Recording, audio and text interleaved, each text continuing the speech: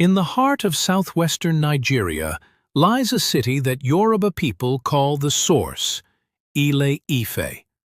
A sacred place, a spiritual hub, the birthplace of kings and gods.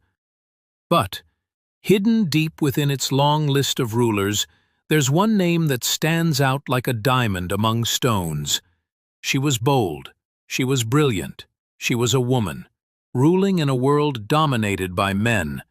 This is the story of Queen Luwoo Gbagida, the only female Ooni of Ife, and perhaps the most controversial ruler in Yoruba history. Luwoo was born into royalty, a princess from the Gbagida family of Ile-Ife. Her lineage was noble and powerful, her destiny even more so. In a time when women were expected to stay in the background, young Luwoo was already defying expectations. She was intelligent, sharp-tongued, and unafraid to speak truth to power. Her presence commanded attention wherever she went. Many elders believed she carried the Ashe, the divine authority that Yoruba people believe is given by Olodumare to rule and to speak with power. When the Ooni stool became vacant, the throne of Oduduwa, the most sacred seat in Yoruba land, no one expected a woman to be considered. Yet, Luwoo's name kept coming up. The elders were divided. Could a woman truly sit on a throne that had only known men for generations? Eventually, after heavy deliberation and perhaps even divine consultation through Ifa, she was crowned. Queen Luwoo Gbagida became the 21st Ooni of Ife and the first and only woman to ever do so. This was no puppet coronation. Luwoo ruled not as a queen beside a king, but as the king herself. Luwoo's reign was transformative. She was not just a ceremonial figure, she was an administrator, a lawgiver, and an urban reformer. She brought an aesthetic revolution to Ile-Ife. Refuse was cleared, drainage systems were introduced, streets were cleaned and restructured. She was obsessed with hygiene and order. She even ordered that palace compounds be tiled with broken pottery and ceramics, a beautification method so unique that archaeologists today still find them in ancient Ife sites. To the elite, she was a modernizer. To the common folk, she was strict, even feared. Her laws were firm, and her punishments were swift.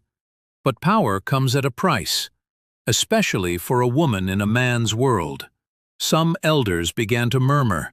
They said she was arrogant, that she punished chiefs who refused to bow to her laws, that she had no regard for traditional gender roles, that she ruled more like a military leader than a sacred king. Some accounts even claim she stepped on sacred customs, like refusing to kneel before the council or demanding absolute obedience. Whether these were political rumors or truths twisted by patriarchy, we may never fully know. But her reign did not end in disgrace. It ended in silence. She was eventually removed or died in power, depending on which version of history you believe. Since her reign, no woman has ever sat on the Ooni's throne again. Some say tradition forbids it, others say patriarchy fears it. But Queen Luwoo's legacy lives on, not just in the broken tiles of ancient palaces, but in every Yoruba girl who dares to lead. She wasn't just a ruler, she was a revolution. Some accounts say she was too strict. Others claim she demanded complete loyalty from all, man or woman. But whether feared or revered, one thing is certain: she left a mark no other ruler could erase. Today, her name echoes through the ages, not just as a ruler, but as a symbol. Queen Luwoo Gbagida shattered a tradition of male-only leadership in the heart of Yoruba's spiritual power. And though no woman has ruled as Ooni since, her story reminds us that greatness knows no gender. She was not just a queen in a world of kings, she was the king. In a world that told her no, she said, "I will." And in doing so, she wrote her name in gold, forever. So, what do you think? Was Queen Luwoo a visionary ahead of her time, or a ruler too bold for tradition? Drop your thoughts in the comments. Like and share if you believe in more untold African stories. And don't forget to subscribe to Afrolore Studio for more powerful stories from Yoruba history. More stories of Yoruba kings and queens. Subscribe for more.